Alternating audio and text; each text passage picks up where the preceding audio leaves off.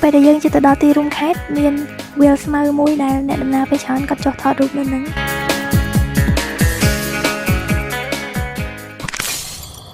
ហើយថ្ងៃហ្នឹងគឺជាថ្ងៃទី3ហើយដែលយើងគេងនៅមណ្ឌលគិរីនេះគឺជាទេសភាពអូតែលមួយកន្លែងនៅក្នុងខេត្តមណ្ឌលគិរីហ្នឹងអញ្ចឹងស្ដាប់សលេងសត្វយំពេលផឹកទាំងអស់គ្នា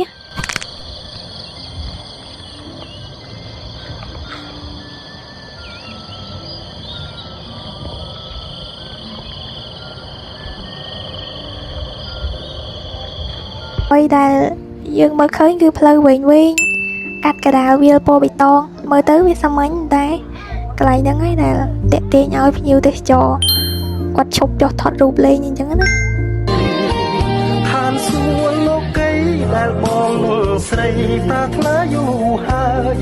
ធម្មតានៅពេលដែលយើងមុនទៅដល់ទីរួមខេត្តតែងតែឆ្លងកាត់វាលស្មៅហ្នឹងឯងអញ្ចឹងកុំភ្លេចនាំគ្នាចុះថតរូបលេងផងណា